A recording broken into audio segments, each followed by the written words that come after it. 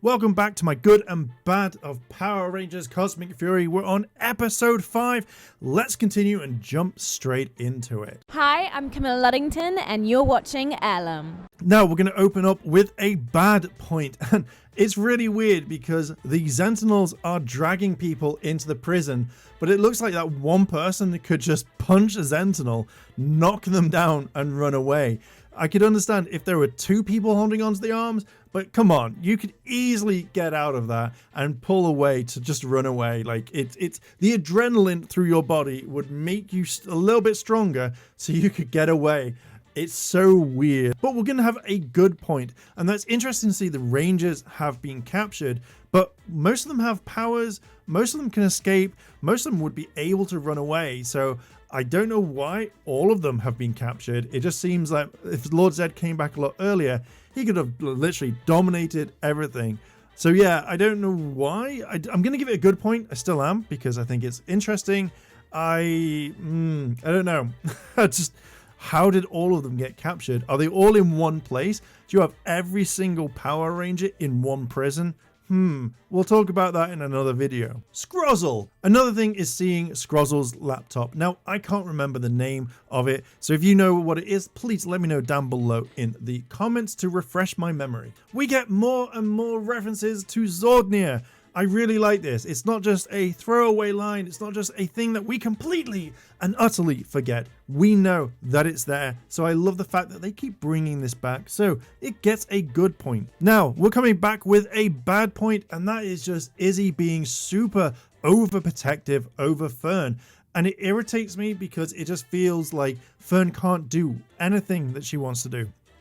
Want to help the Rangers? Nah, just sit on comms and just listen. Want to help the Rangers to push a button that would defeat all of the bad guys? No, sit there and listen. It just irritates me because it feels like Fern wasn't written into this properly, and I feel like she could have done a lot more. Hell, just leave her on Earth and she could have got the powers, because maybe the morphing grid could have done something. It just feels like this is a complete and utter waste of time. But you could have made her a Ranger at the very beginning. I have no idea. It just feels like most of this could have been easily done and written better, or Izzy could have trusted Fern a bit more. Who knows? It's just a little thing that irritates me quite a bit. So a good point is the fact that when the Rangers have made their metal band, they're all ready to go. We see posters on the gates.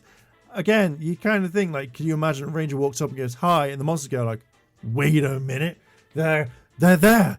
It's a good point. I just like it, but I kind of really want to see that now. I really would have liked to have seen something like that. But the Rangers' faces are on posters. Not the best, but at least it's something there. I am going to come in with a bad point right now, and it feels like the area that they're filming in, the quarry, which is the mining thing, easily could have been filled with a few more people. It does feel really empty, and I really don't like that whatsoever. I just feel like there could have been something more. Even if there was like machinery in there, I think it would have made it look full and it would have actually been a mining place.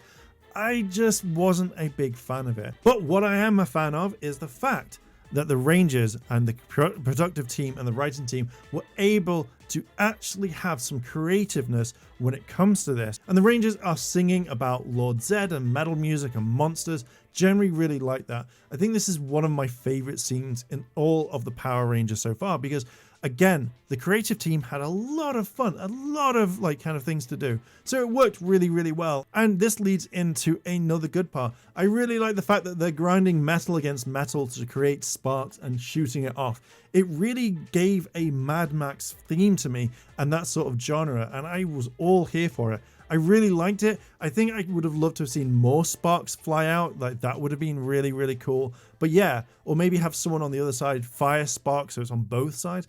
But I loved it. I feel like this is one of the most creative things in Power Rangers that we've had for a long time. Leading into that, we have Zato being all Andros-like, kind of what we saw at the very beginning of In Space. But the fact that Zato has the mask up. Now, one thing is they would have seen the staff, so they would have known it. It would have been really cool if Zato could have summoned it so it teleports in.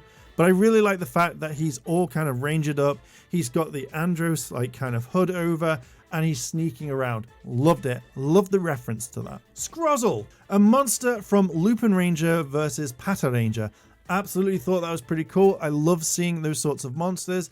Shame it wasn't kind of more of a I'm a better monster. But no, it was really nice seeing it. So kudos for including Lupin Ranger versus Pattern Ranger in some sort of way, even though we'll probably never ever see it in Power Rangers, which is a bit of a shame. More Lupin Ranger versus Pattern Ranger monsters. So glad that Toei was like, you can have these, we don't need them anymore. A good point is the fact that Ollie was trying to figure out who the Rangers are. And this is something that we never really see, because they turn around and go, oh, 1, 2, 3, there's 5 people, there's 6 people. They can't be the Power Rangers. But the fact that he went and counted every single one, really liked it and showed that he actually knew what the Rangers were going to do. And leading to that, I really like Izzy's look on this. Looking at all of the others, Izzy's look was the best one out of all of them.